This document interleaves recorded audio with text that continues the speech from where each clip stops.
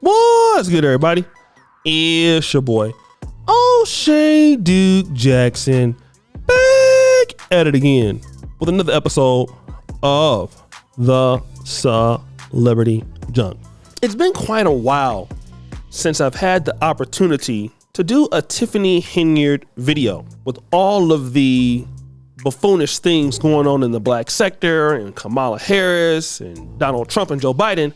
I've been over there grifting this, but it came to my attention that Tiffany Henyard is still doing the dirty work. Despite the fact that everybody else is tripping, one thing about her that's good is that she is still tripping.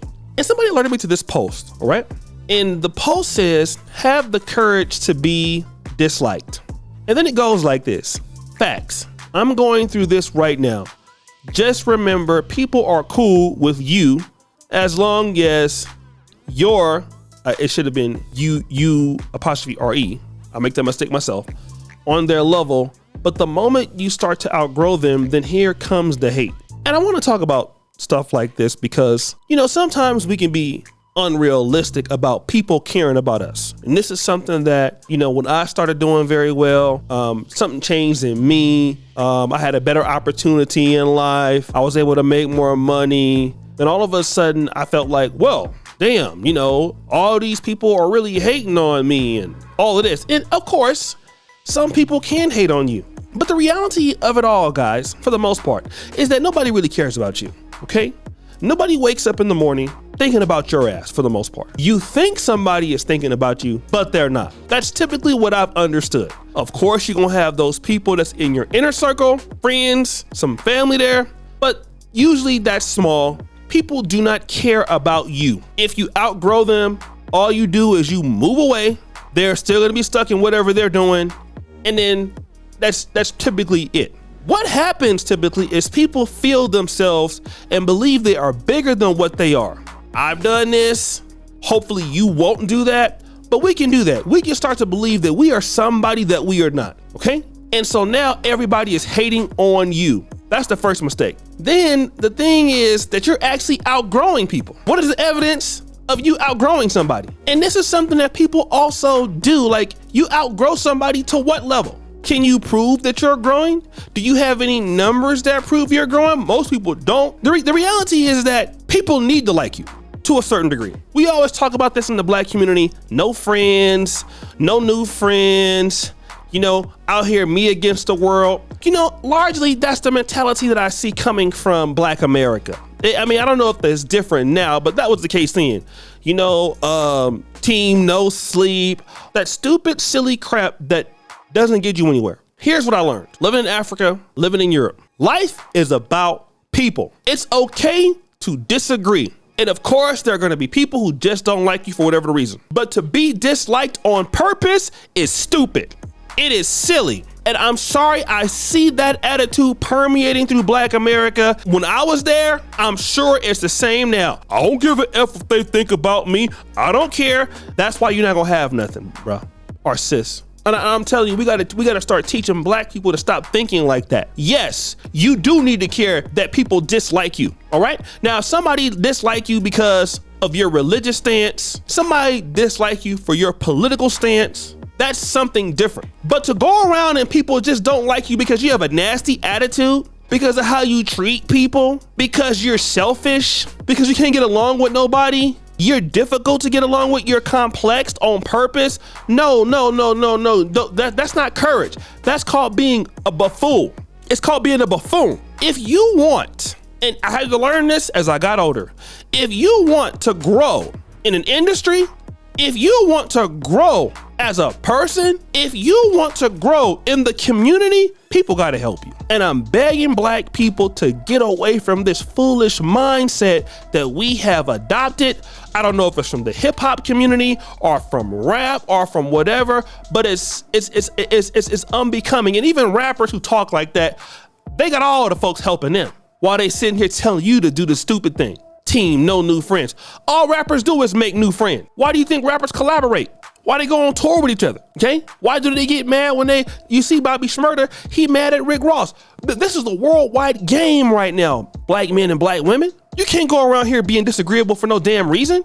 Why? Because people have information that you need, and people gotta like you, fam, in order for you to get far. We don't live in a world by ourselves. Now, Tiffany Henyard, it's interesting how she came to power was because people liked her. They liked her. Jason House, Brittany Norwood was when she came there afterward, but Kiana Belcher, all those people, they believed that she was a nice person. Do you feel like the way she was acting, and obviously there were remnants of that attitude there, but the way she's carrying that now, if she was like that as a trustee, that she would have got to become the mayor? Absolutely not. She knew how to play her position and let them know later on how she really was. Then she got in. Now you there. Oh, well, they hating on me. Well, you wasn't acting that way when you needed some help. And see, that we gotta always think about, we're gonna need some help. And we gotta really be cautious of how we treat people. I keep talking about this, right? And I know I troll in the comments, and I joke around and roast people and everything like that. But I wanna talk to you about this, man. As I've gotten older, and some of the things that I would say, just because I didn't care, like 10 years ago, oh man, no, that's just not true no more. No, that's immature. God has blessed me to a certain degree for the fact that I've changed my fucking attitude. Like, that's just the truth. I've changed that mentality. I ain't worried about them. I mean, they need to come and see. Like, what? Where does that even come from? And this is something in the Black community that we really cut our water off, because we have so many talented people that can really help us move forward, but we turn them off. Same thing with mates. We wonder why we don't get good mates. We don't get good people around us in our life, because we have that position of, well, we don't feel life is all about me, what I need, what I desire, what are they giving me? And you never get what you want in life unless you give the people what they want. Think about the guys who watch this YouTube channel. I've built this channel largely talking about topics that most men, in specific African-American men, want to talk about and find interesting or funny, or in some aspects in deep thought. I don't have my audience is contingent upon that behavior of me giving people what they want. That's it. Now, as a Black man in the world, or a Black woman in the world, whoever you are, your outcome in this life is not contingent upon your output, your productivity. We need some luck in the game too. Also need some help in the game. And do you know how many people want to help you? And this is the thing I love about the Black community, and nobody taught me this. My mother came up in a time where the Black community helped each other in the formation of going to church, looking out for each other. She came from that generation, which was largely a little different than the generation before her. My mom came up in the pro-Black civil rights era. I'm Black and I'm proud, Afro, Black Power fist, which was a different mentality than my grandmother, who grew up as pretty much as a good Christian Black woman. My granddad, good Christian church going Black, didn't want no trouble, right? My mom was in a revolutionary ideology, and so I got to see both of those generations. But we didn't depend on each other for any like money. That was even the generation before my grandmother, right? Black Wall Street, those kind of people, where the community was all based on, you can only live in this community and all your stores was there. But largely we have forgotten that we need each other in the Black world, because we always think somebody hating on each other. Nah, a lot of folks just don't like you, okay? A lot of folks don't like your nasty attitude. That's really what it is. And I'm just so tired, man, when I talk to brothers and sisters as I get older and come into the knowledge of our people and how we communicate to each other, even in the business sector or whatever. We just have that attitude like somebody always hating on us, but no, man, or you have that attitude that drives people away from you. And you might be talented. We have to learn how to respect each other and deal with each other, and then be about giving people what they want. And every time somebody come with a criticism of you, it's, oh, they hating. Where's the accountability, Tiffany Henyard? Like, why is it that every time somebody talking about you or what you doing, it's they hating on you? Well, I don't care if you like me or not. That's just an immature statement.